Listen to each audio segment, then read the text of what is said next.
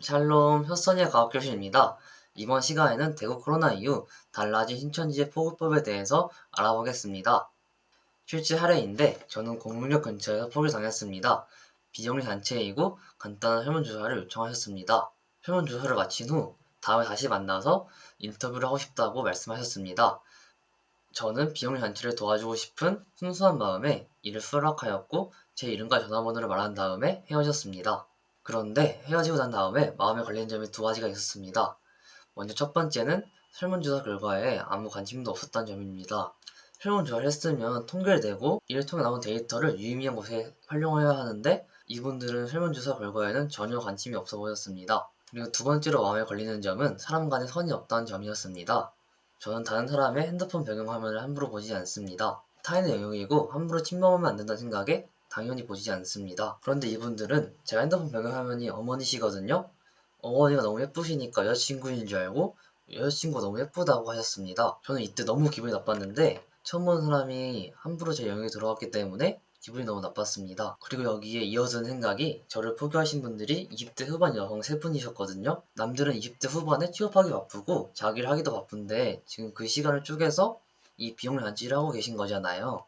그러려면 인격적으로 매우 훌륭하셔야 되는데 제가 볼 땐 짧은 순간이었지만 이분들이 인격적으로 훌륭하지 않다고 느낀 순간들이 너무 많았어요. 그래서 이상함을 느꼈고 이 단체가 안 좋은 단체일 수 있겠다는 생각이 들었어요. 너무 마음에 걸려서 집에 가서 인터넷을 막 찾아봤는데 그 결과 이분들이 신천지라는 확신이 들었어요. 그럼에도 불구하고 저는 신천지 분들을 만나러 갔는데 그 이유는 제가 교인이라서 신천지가 너무 궁금하였기 때문이에요. 만난 다음의 이야기는 인터넷 사례가 너무 많아서 간단하게 이야기할게요.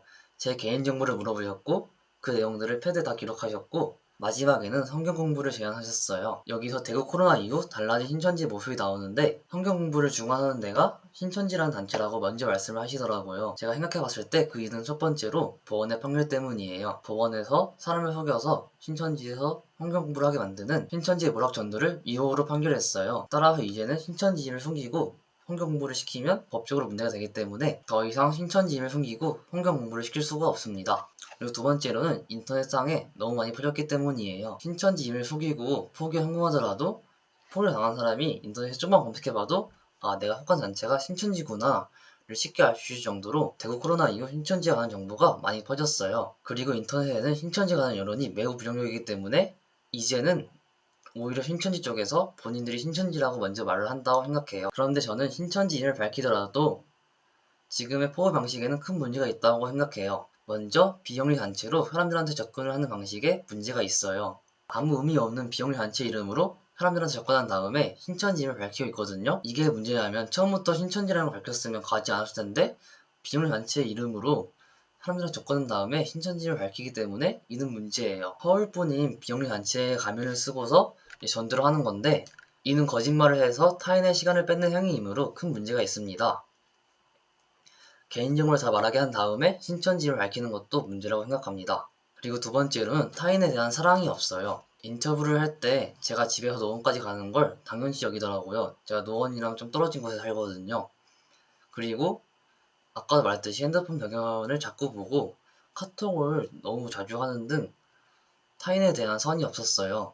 사랑은 오래 참고 자신을 내어주는 건데 오래 참음 없이 자신을 내어줌 없이 자꾸 선만 넘으면 사는 포교는 문제가 있다고 생각해요. 이야기를 정리하자면 대구 코로나 이후 이제는 신천지가 신천지임을 꼭 밝혀야 되지만 아직까지도 접근할 때는 비영리 단체 등 가면을 쓰고 접근합니다. 그리고 저는 서울과학기술대학교 앞에서 포교를 당했는데 물어보니까 건국대랑 해병대 앞에서도 포교를 하신다고 하더라고요. 대학가 앞이라고 정상적인 단체들만 설문조사를 하는 게 아니니까 항상 조심하시길 부탁드리겠습니다. 오늘 이야기는 여기까지입니다. 시청해주셔서 감사합니다.